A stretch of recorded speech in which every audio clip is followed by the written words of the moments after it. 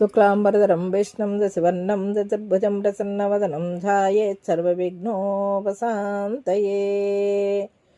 ఏమీ తెలియని వాడు ఏకాదశి నాడు చస్తే అన్నీ తెలిసినవాడు అమావాస్య నాడు చస్తాడు.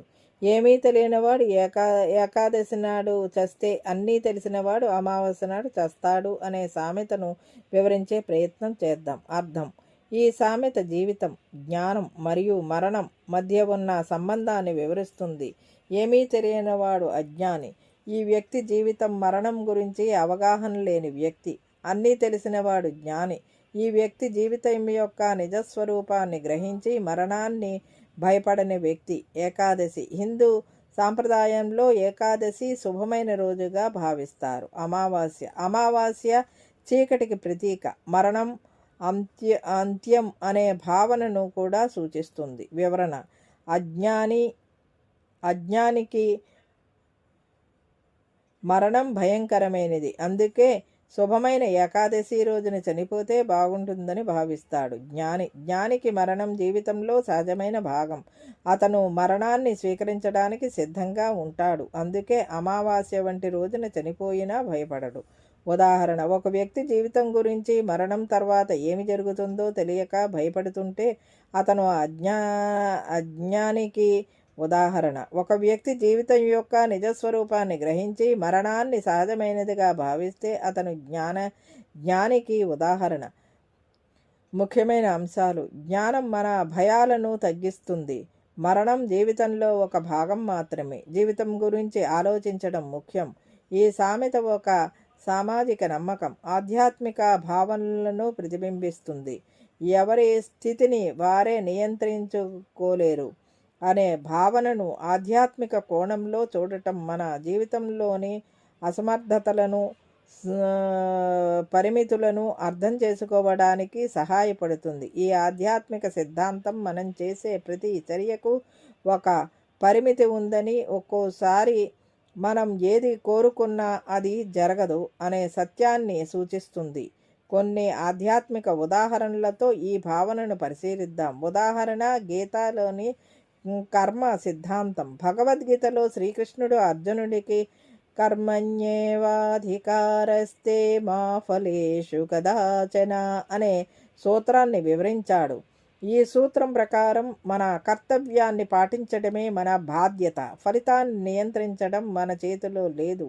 అర్జునుడు తన కర్తవ్యాన్ని చేస్తే మిగతా ఫలితాలు, విజయాలు ఎలాగో భగవంతుడి ఆధీనంలో ఉంటాయని బోధించారు.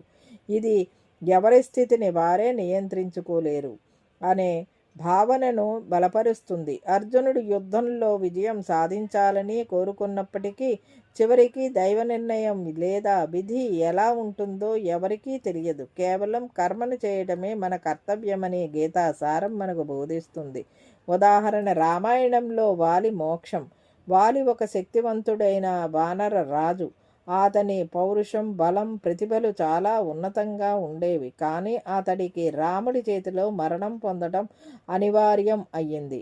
తన ఆత్మవిశ్వాసంతో అన్ని రకాలుగా విజయాలను సాధించిన వాలికి చివరికి రాముడి చేతిలో ప్రాణాలు కోల్పోవాల్సి వచ్చింది. వాలి ఎంత శక్తివంతుడైనప్పటికీ దైవ నిర్ణయం ముందు అతను కూడా ఎదిరించలేకపోయాడు. ఇది మన చేతుల్లో లేని స్థితిని మనం నియంత్రించలేము అనే సత్యాన్ని చాటుతుంది. అతనికున్న శక్తి ఎంత ఉన్నా దైవ అనుకూలత లేకపోతే ఏం సాధించలేనని ఈ ఉదాహరణ ద్వారా అర్థమవుతుంది. ఉదాహరణ: సంత్ తులసీదాసు ఆశీసులు. సంత్ తులసీదాసు రామచరిత మానస్సు రచయితగా ప్రఖ్యాతి పొందారు. తులసీదాసు తన సతీమణి వలన ఆధ్యాత్మిక మార్గంలో ప్రవేశించారు. అప్పటి వరకు సాధారణ గృహస్థుడిగా ఉన్న తులసీదాసు జీవితంలో అనుకోని విధంగా మార్పులు చవిచూశాడు. తన భార్య వదిలి వెళ్ళిన తర్వాత అతనికి జీవితం పట్ల ఒక కొత్త అర్థం తెలియజేసింది. ఇక్కడ ఎవరైనా సకల జాగ్రత్తలతో ఉన్నా జీవితం అనుకోని మార్గంలో తీసుకెళ్లవచ్చు.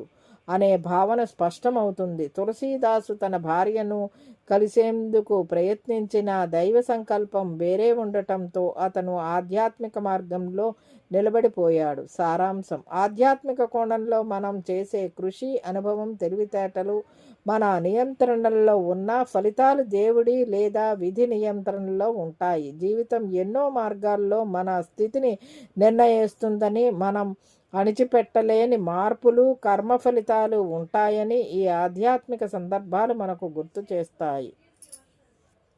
ఇదండి ఈనాటి వీడియో. ఈ వీడియో కనుక మీకు నచ్చినట్లయితే లైక్ చేయండి, షేర్ చేయండి, కామెంట్ చేయండి, సబ్స్క్రైబ్ కూడా చేయండి. మరిన్ని వీడియోలు కావాలంటే బెల్ ఐకాన్ని నొక్కండి. Thank you for watching.